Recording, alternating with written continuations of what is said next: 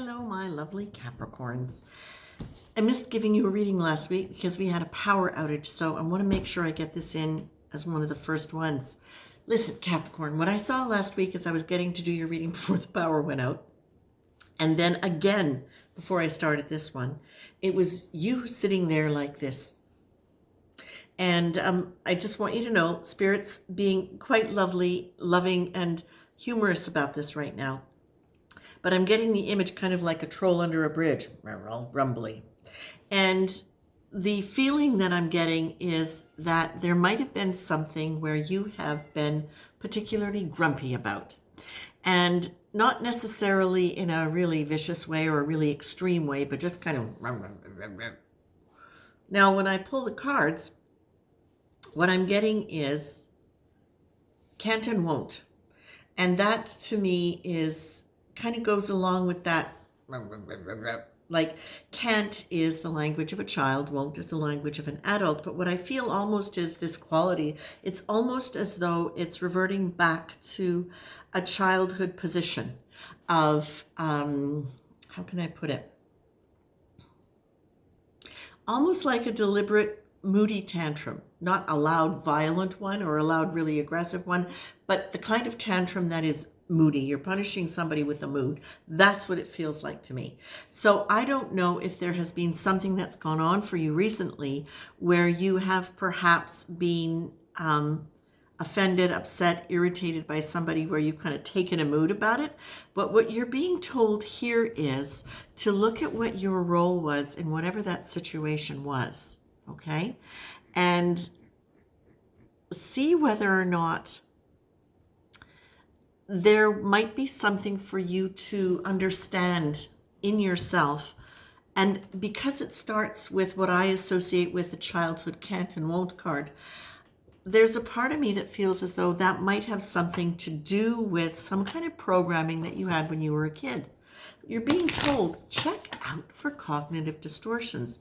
This is about perceptions, right? So again, my standard cognitive distortion example is, what is a cognitive distortion? Explanation: it is a statement that is not factually true, but is stated as an absolute. I have no clothes. Well, yes, you do. You just don't want to be wearing the clothes you've got in your closet right now, or you'd like something new to wear. So there are a lot of different ways to reposition that statement, which is more active. Which is more accurate. And in fact, what it does then is it changes your energy around the situation. It changes the chemistry and your energy. So you're being told, be really passionate about looking for whatever cognitive distortion you have had that has fueled that kind of positionality of grumpiness, or again, almost like when I say positionality, it's kind of like, no, this is my stance. And what you're being asked is, look, be passionate, be fierce in checking for your cognitive distortions, because if you do that, it's going to help lead you back to whatever belief you've got in there that is kind of holding you hostage, I feel almost. And the reason I say that is because I say holding hostage because this position that I'm seeing, like a troll under a bridge, it's a fairy tale. It's a fantasy. And it goes back to the idea of when something is a fantasy, when something is a fairy tale, there may be an element of truth in it, but they're always teachers. Fantasies and fairy tales, thank you, are always teachers. There's always a moral lesson in it. Okay? And so there's something here for you to grow with. You're being told, Capricorns, that you can lean into grace. Okay? Grace is not earned. Grace is a state in which we receive for no apparent reason a divine influence which strengthens us in a way that eases whatever problematic or miserable state we find ourselves. Grace needs only to be accepted in order to be received.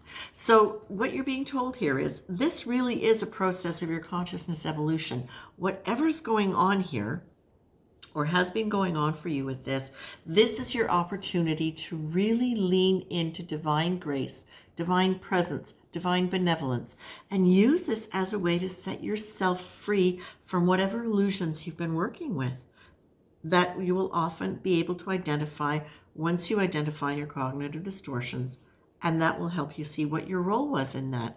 Once you know what your role was in that, you get to understand what the motivations were, right? It's the accountability factor. I'm just hearing now the Ho'oponopono prayer. I'm sorry, please forgive me. Thank you, I love you. And that is with the understanding that whatever situation we're in, we are partially responsible. Well, no, I'm going to be serious here. What they say is you're 50% responsible. Of course, we're not talking about situations where there's real power indifference with children and things of that nature. I know sometimes people come back and say, well, this kind of abuse happened. How can you hold them responsible? So now, without getting into karma, without getting into all of that stuff, let's just look at it now from a here and now perspective of people who are in a more or less, I'm just going to say, an age relative power structure, okay? And, well, not even just age relative, because I just got this. Now, this could be parent-child, okay? Doesn't really matter, but what we're talking about is not deliberate abusiveness. Okay, that's what they're clarifying here. This is about situations where there is not deliberate malicious intent and abuse. Okay, now listen, the other thing that I wanted to say about this, Capricorn, is you have very high standards for what it means to be honorable, to be productive, to be on time, to be like you have certain rules and regulations that you follow that you think are the right ones. And they are the right ones for you because that's what keeps you grounded, centered, structured. And Capricorn, you are an earth sign, therefore you like structure. Not everybody operates the same way that you do or with the same value system that you do. What is important to them is not necessarily what's important to you and vice versa. So this could be one of the areas where cognitive distortions are coming in, where if somebody doesn't do it the way you want, you can say, oh, they're lazy. No, maybe they just have a very different rhythm and they're going to accomplish as much as you would, but in a different rhythm of time. Maybe the same time frame, but in a different rhythm. Okay? So that's just one of the things to look for. And again, this is a good thing, Capricorn, because all of those wonderful qualities that you have for being able to organize, be strategic, maintain structures, routines, rhythms, habits that allow you to be really productive, they are best used when they are coming from an expansive place and not a contracted place. So when I say contracted place, it's everybody must do it my way. It's if I don't do it exactly like this, there will be a problem. An expansive place is this is how I see it working best. And now how can I implement it in a way where it is going to flourish and be the most productive? And where can I readjust the structure in a way that makes it even more effective? I can be flexible in that way because I can look at it from a bigger picture. And this is part of what evolving into higher consciousness allows you to do, is you're able to get a bigger view from a bigger picture because you're not anchored in a personality that has potentially become rigid around the way structure works. And I say this as an earth sign. I don't like the word rigid. I don't see it as rigid so much as we like our comfort zone in terms of structures that allow us to feel contained and productive, or productive contained in a way that allows us to channel our energy and productivity.